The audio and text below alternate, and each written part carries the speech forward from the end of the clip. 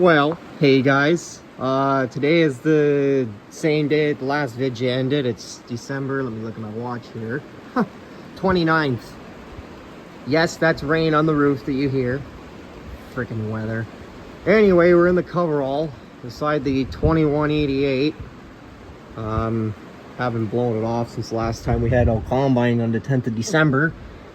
But I'm gonna put that light on up there that I was telling you guys about in the last video there. I'll show you guys the light bar that Dad's got mounted on the other side already. And then I think we're gonna hook up the switch in the cab, and then I gotta find live power somewhere for the lights in the ground. So, and that panel I showed you guys in the last video there, if not, go watch it. It's near the end.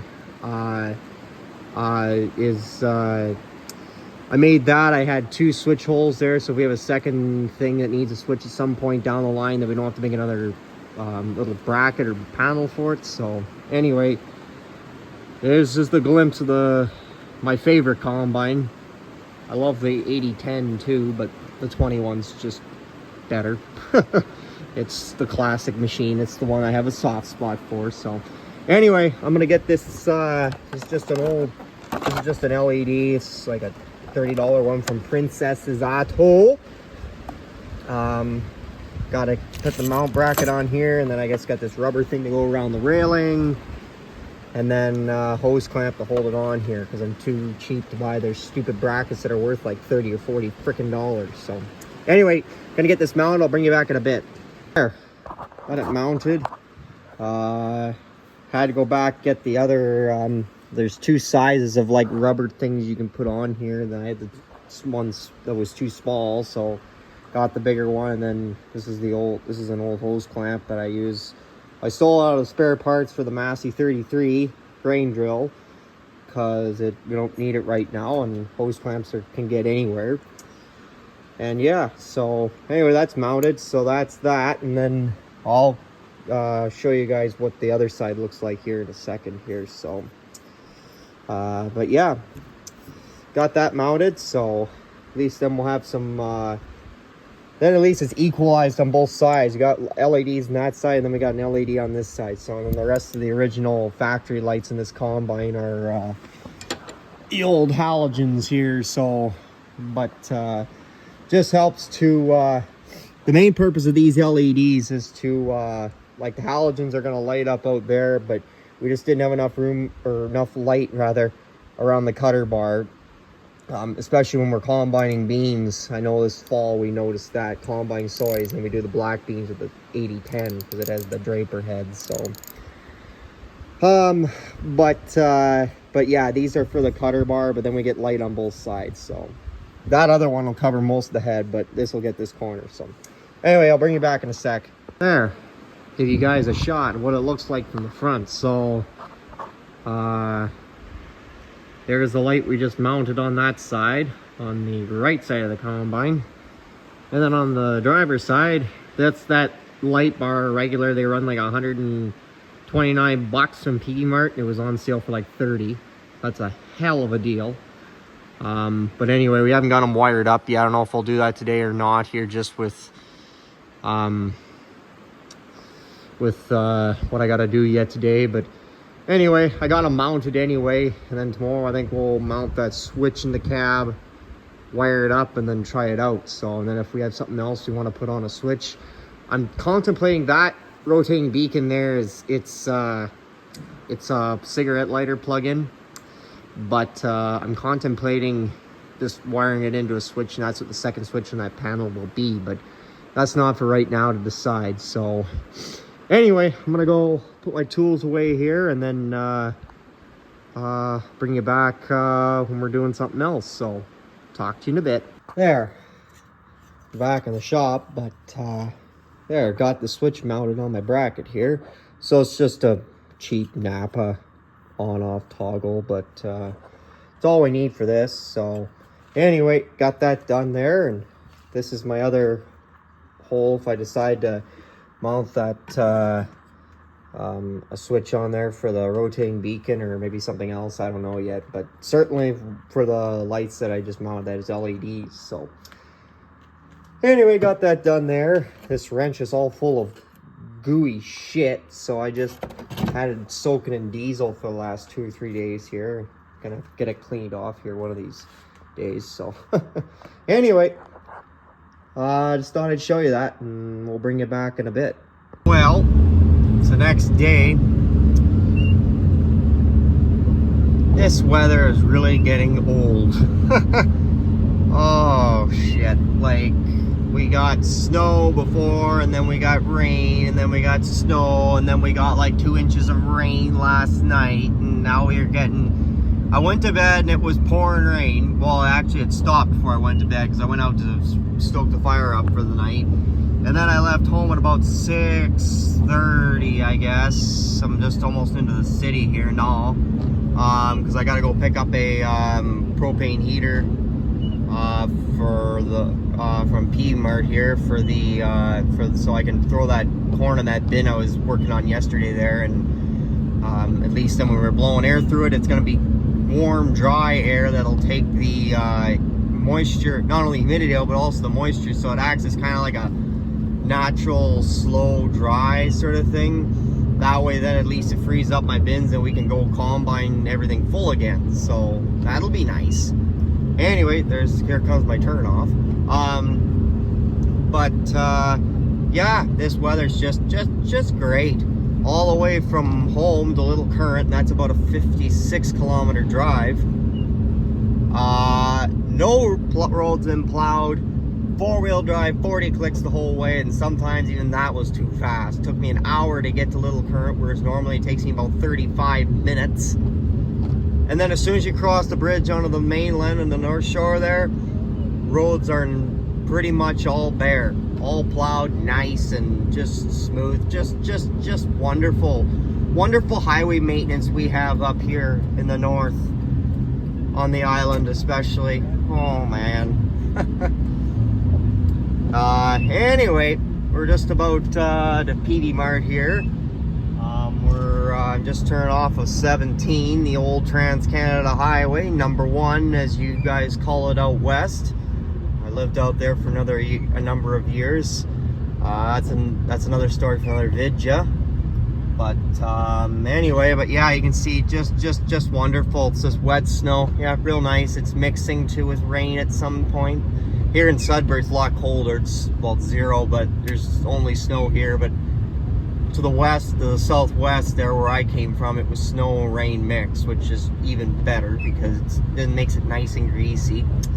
So, anyway, we're gonna go pick up this heater, and I gotta pick up some cat litter, and because it's too expensive on the island, and then I gotta pick up a propane canister. I'm trying to get a 50-pound canister, but if I can't, I'll get a 30.